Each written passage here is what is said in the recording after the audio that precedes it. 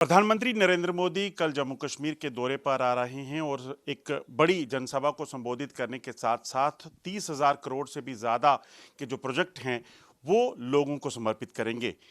जम्मू कश्मीर में प्रधानमंत्री मोदी जब 2013 में प्रधानमंत्री बनने से पहले आए थे दौरे में, उस दौरान जो उन्होंने वादे और दावे किए थे, उन दावों और वादों पर जो अमल हुआ और उसके बाद जो हुआ, चाहे 370 को हटाना हो या बाकी चीज़ें हों, उसके बाद क्या नया प्लान है प्रधानमंत्री नरेंद्र मोदी का आने वाले 5 सालों के लिए? क्योंकि चुनाव आने वाले हैं और दूसरी अहम चीज़ कि क्या वो चीज़ें जो हैं, वो एक जम्मू कश्मीर की राजनीति पे भी असर डालेंगी? इस पे बात करने के लिए हमारे साथ पीएमओ के मंत्री डॉक्टर जितेंद्र सिंह जी हैं। डॉक्टर साहब, 10 साल पहले 1 दिसंबर 2013 का वो दिन जब ललकार रैली हुई थी और उस वक्त प्रधानमंत्री ने जो ऐलान किया था, जो वादे किए थे, वो तो दिख रहे हैं ग्राउंड पे हो गए हैं। क्या लगता है ये 10 सालों का जो सफ़र है, उसने जम्मू कश्मीर की तस्वीर को कितना बदला है और कितने सैटिस्फाई आप या सरकार है? नहीं, जैसा आपने ठीक कहा कि ललकार रैली के बाद ही प्रधानमंत्री जी ने अपने चुनावी अभियान का प्रारंभ किया था प्रधानमंत्री उम्मीदवार के रूप में। तो वही वो बात ही इस बात का प्रमाण है कि किस प्रकार की सर्वोच्च प्राथमिकता वो जम्मू कश्मीर को देते हैं। माता वैष्णो देवी माथा टेक करके उन्होंने अपना चुनावी अभियान प्रारंभ किया था। और 10 वर्षों में जम्मू कश्मीर को तो उन्होंने प्राथमिकता तब भी दी, बाद में भी दी, लेकिन जैसा आपने कहा कि जो उस समय कहा गया उसकी गारंटी तो पूरी हुई हुई है, बल्कि मैं तो ये कहूँगा कि उसके उससे बढ़कर के बहुत से काम हुए जिनकी शायद कभी मांग ना थी या जिनका शायद उस समय उल्लेख ना था। उन्हें अनुच्छेद 370 तो 70 वर्षों से इंतज़ार कर रहा था। शायद परमात्मा को, विधाता को यही मंजूर था कि मोदी जी प्रधानमंत्री बने और उनके हाथों से ये पुण्य का कार्य हो और संविधान की एक कुताई का निवारण हो। वो तो उन्होंने करके दिखाया, लेकिन अनेकों ऐसे प्रोजेक्ट, ऐसी परियोजनाएं जिनका शायद कभी किसी ने कल्पना नहीं की थी कि वो जम्मू कश्मीर में कभी संभव हो पाएंगी। जैसे पहला industrial biotech park Jammu Kashmir में निर्माणित हुआ, नदी सुंदरीकरण को लेकर के देविका का प्रोजेक्ट, दुनिया का सबसे ऊंचा रेल का पुल। अब इन सब बातों की कभी कल्पना न थी और कभी लोगों के ख्वाबो ख्याल में, तसव्वुर में भी ना था। और क्षेत्रीय भेदभाव जिसकी अक्सर शिकायत रहा करती थी, खासतौर से जम्मू संभाग में, वो जाता रहा। अब कहीं भी इस प्रकार की आपको शिकायत सुनने को नहीं मिलेगी। तो कहने का तात्पर्य ये कि धरती में जहाँ विकास का कार्य हुआ, जहाँ लोगों में खुशहाली का काम हुआ, रोज़गार के अनेकों नए प्रावधान, मोदी जी ने ये भी जागरूकता पैदा की कि रोज़गार का अर्थ केवल और केवल सरकारी नौकरी नहीं, अनेकों नए विकल्प आए। अरोमा मिशन का जन्म यहीं से हुआ, एग्रीटेक स्टार्टअप्स आए। उसके अतिरिक्त जो मानसिक दूरियां, जो एक बैरियर्स बन चुके थे, कुछ कुछ संविधानिक बाधाओं के कारण, कुछ अन्य बाधाओं के कारण वो जाते रहे। और मैं तो ये कहूँगा कि 10 वर्षों में एक बहुत बड़ी उपलब्धि ये रही है कि जम्मू कश्मीर की पूरी तरह से मेन स्ट्रीमिंग हो गई, मुख्य धारा का हिस्सा बन करके हम मोदी जी के नेतृत्व की इस विकास यात्रा का हिस्सा बन गए। 10 साल में जो सबसे बड़ी चीज़ जो दिखती है ग्राउंड में, वो डेवलपमेंट के साथ-साथ ये थी कि 370 हटाना, क्योंकि जिसके बारे में कोई सोच नहीं सकता था। वेस्ट पाकिस्तानी रिफ्यूजी जो पिछले कई सालों से, कई दशकों से कोशिश कर रहे थे, ये तो हुआ। मगर अब क्या इस 10 सालों के बदलाव को लगता है कि आने वाले चुनावों में इसका फ़ायदा बीजेपी को या सीधे तौर पर केंद्र सरकार को होगा? नहीं, सबसे पहली बात तो ये है कि जब हमारे जहन में ये बात आती है चुनाव को लेकर के कि चुनाव को देख करके हो रहा है, चाहे हम राजनीति से जुड़े लोग हैं, चाहे हम मीडिया से जुड़े लोग हैं, तो वो इसलिए कि 50-60 वर्ष हमारी कंडीशनिंग उस तरह से होती रही। जो तत्कालीन सरकारें रहीं, कांग्रेस की सरकारें रहीं, वो चुनाव को दृष्टि में रख करके हर निर्णय लेती थी, हर घोषणा करती थी। लेकिन मोदी जी ने वो कल्चर भी बदला इस देश में कि वोट की राजनीति से ऊपर उठ करके जहाँ जिस चीज़ की आवश्यकता होगी उसकी पूर्ति की जाएगी। अब जहाँ साधनों का वितरण हुआ है, तो जितना जम्मू में उतना कश्मीर घाटी में, वो क्षेत्र जहाँ से शायद भारतीय जनता पार्टी को बहुत अधिक वोट की अपेक्षा नहीं रहती, वहाँ भी उतना ही विकास हुआ। और मोदी जी ने कहा था कि हम प्रत्येक क्षेत्र को उसके स्तर पर विकसित करेंगे। पूर्वोत्तर में मैं 7 वर्ष तक पूर्वोत्तर की जिम्मेवारी मेरे पास रही। कभी किसी सरकार ने उस तरह तवज्जो नहीं दी, क्योंकि वोट संख्या में, लोकसभा की संख्या में उसकी कोई अधिक भूमिका नहीं रहती। लेकिन आज नॉर्थ ईस्ट को मोदी जी के डेवलपमेंट मॉडल का मिसाल के तौर पर प्रस्तुत किया जाता है।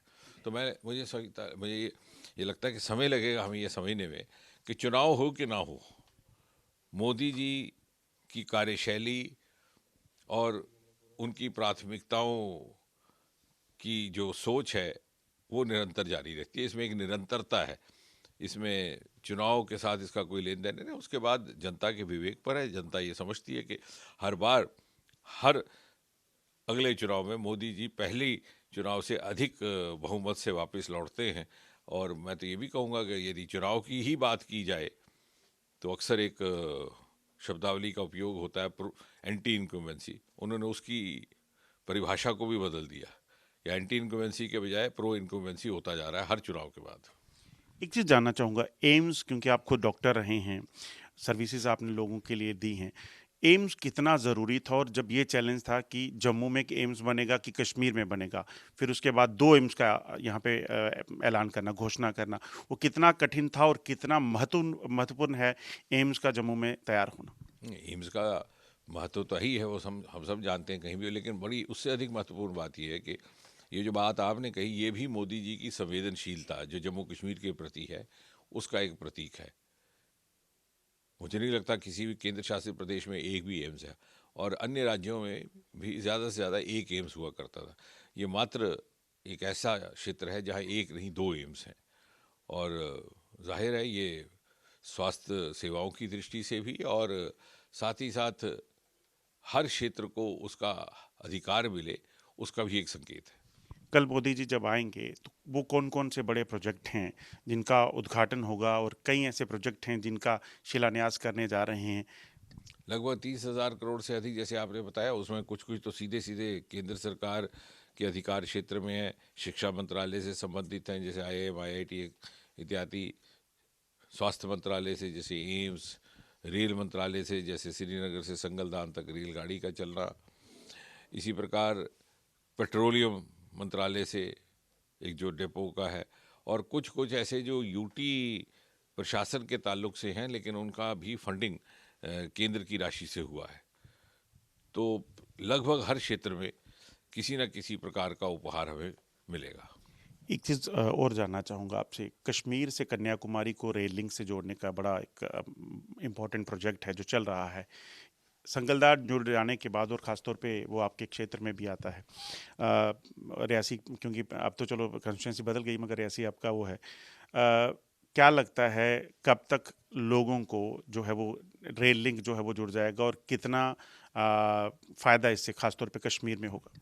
अब थोड़ा ही काम बचा है। जैसे आपने कहा कि वहाँ उस एंड से संगलदान तक रेलगाड़ी पहुँच गई। अब संगलदान को इसको रियासी के साथ जोड़ने का काम है, और वहीं पर वो पुल भी स्थित है जो दुनिया का सबसे ऊंचा पुल है। और जब ये जुड़ जाता है, मुझे लग रहा है कि जून जुलाई तक ये कार्य संपन्न हो जाना चाहिए, और एक ऐतिहासिक क्षण होगा वो।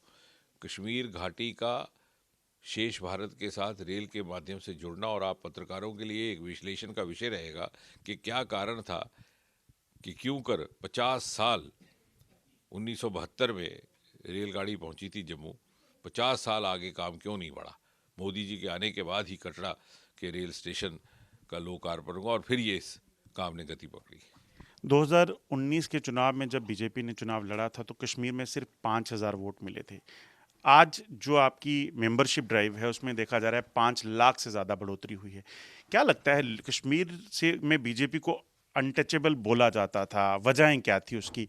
और क्या मोदी जी की लोकप्रियता अब कश्मीर के लोगों को भी समझ आई है, उसमें पीछे राजनीति हुआ करती थी?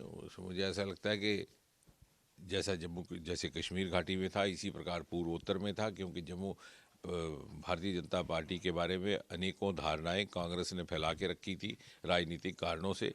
जब लोगों को परखने का मौका मिला तो उन्हें लगा कि ये तो उनसे बेहतर है। वो तो मज़हब के नाम पर समाज को तोड़ करके, उसको विभाजित करके राजनीति करते थे। यहाँ तो ऐसा नहीं हुआ। अभी हमने कल ही एक वीडियो चलाया है गुजर समाज के मुसलमान भाई का। उसने कहा हमें तोड़ने का काम और हमें विभाजित करने का कार्य तो कांग्रेस करती थी, नेशनल कॉन्फ्रेंस करती थी।